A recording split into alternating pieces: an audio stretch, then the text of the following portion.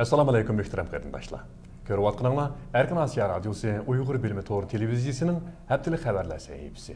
Mazkur sayfimizda bu hafta jarayonida berilgan muhim xabarlarni bir qator eslatib o'tamiz. Men Juma. Men Aqida. Türkiye Tashqi ishlar ministri Ahmad Davutoğlu payshanba kuni Qashqarda ziyoratda bo'ldi. O Qashqardagi ziyorati davomida Turkiyaning Uyg'urlarga ko'ngil bildirganligini bildirdi. U mundaq dedi: Türkiye bir qo'lida Uyg'urlarning haq-huquqini qo'g'daydi. Yana bir qo'lida Xitoy bilan bo'lgan munosabatlarni davom qiladi. Biz Xitoy bilan yaxshi munosabat o'rnatish bilan birlikda Uyg'ur qarindoshlarimizga yordam qo'limizni sunamiz. Ma'lum bo'lishicha, Turkiya Tashqi ishlar ministri Ahmad Davutoğlu hamrohlari bilan Qashqardagi Mahmud Qashqari va Yusuf Xas Hojiblarning maqbarasini ziyorat qilgan. Anatoliya xabar agentligida bu vaqtda berilgan uchurda Ahmad Davutoğlu'nun bu navbatlik Qashqar ziyoratidan intayin hayajonlanganligi va biz hozir ajdodlarimizning makonlarini ziyorat qilmoqdamiz deganligini xabar qildi. Ahmad Davutoğlu Uyg'ur diyorini ziyorat qilgan tunji Turk tashqi ishlar ministri bo'lib, u bu navbatlik ziyoratining simvollik ahamiyatga ega ekanligini aytgan. 24-oktyabr Birleşken Davlatlar Tashkiloti qurilgan kun. Bu kun dunyoning har qaysi joylarida har xil shaklda tabriklandi. Norvegiyadagi Uyg'urlar bu kunni xatirladi. Xatirlash faoliyatini Geovik Kommuna va Qizil Kirist jamiyati birlikda uyushtirgan. Norvegiya Uyg'ur komitetining raisi Farhod Yaqub apandining bayon qilishicha, xatirlash faoliyatiga Norvegiya Uyg'ur komitetining o'rinlashtirish bilan Geovik va Oslo shahar qatorliq joylardan kelgan Uyg'ur qarindoshlar qatnashgan. Faoliyatga yana Uyg'urlardan boshqa Afrika, Burma va Afg'onistondan kelgan kishilar ishtirok qilgan bo'lib, izilayotgan millatlarni tanishtirish faoliyatlari asosli mazmun qilingan. Bu qitimqi xatirlash faoliyatiga Uyg'ur va boshqa millatlardan bo'lib 200 ga yaqin odam qatnashgan. Faoliyat do'stlik, inoqlik va Uyg'urlarga yangitilgan olqishlar ichida g'albilik tamomlandi. Qashqar tabasida 2009-yildagi 5-yo'l voqeasiga chetishlik deb qaralgan har qanday bir odamning sirtqi chiqishi cheklangan. Hong Kongdan chiqadigan Sumrug televiziya kanalining to'rbetida berilgan xabarda ko'rsatishicha, bu xildagi siyosat Qashqar shahri qo'ygan yezida keskin yo'l qo'yilgan.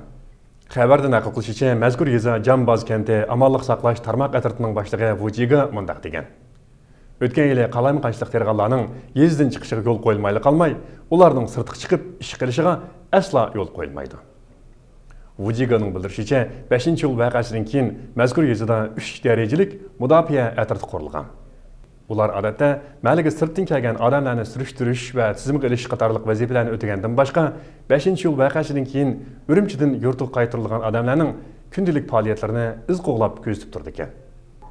Xitoy hukumati 5-yo'l voqeasi va uningdan keyin bundaq siyosatlarning yo'li qo'yilganligini rad qilib kelayotgan edi. O'tgan hafta Maralbesh noyisining Seriqbo'ya bozoridagi 50 dan ortiq dehqon Qashqar viloyatlik valiy mahkamasiga berib, kollektiv norozilik bildirgan. Ular noroziligini valiy mahkamasining qo'rusiga to'plashib, jim o'ltirib olish shaklida elib borgan bo'lib, bu norozilik doirlarning va shahar xalqining kuchli diqqatini tortgan edi.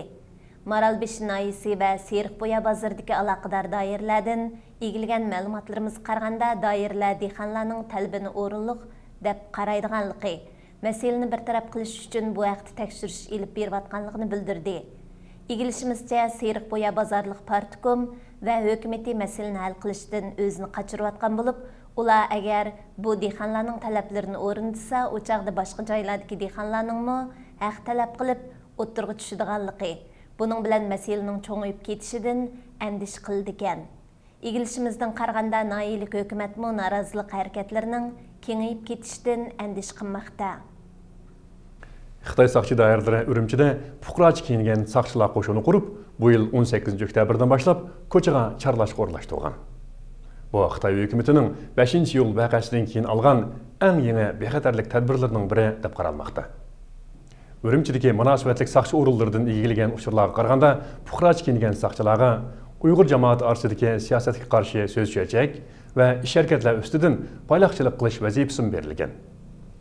Dünya Uyghur qurultayı bayonotchisi Dilshod Rishning qarshicha, fuqarochi kiyingan soqchi qo'shinining kengaytirilishi Uyg'ur elida qonunsiz odam tutish ishlarining yanada og'irlashganligidan derak berdi ekan. Yangisar noyisidagi arzdor Hekim Seyit aslida bir xalq qo'shiqchisi va sozanda. U o'tgan yili hökumət orunlarına arznoma yezish bilan birlikdə Yengsada dexan bolmaq təs nomli she'rni yezib, jamiyatga taqatgan bo'lib, u she'rda Xitoyning dexanlarga qaratgan siyosatlarini tanqid qilgan edi.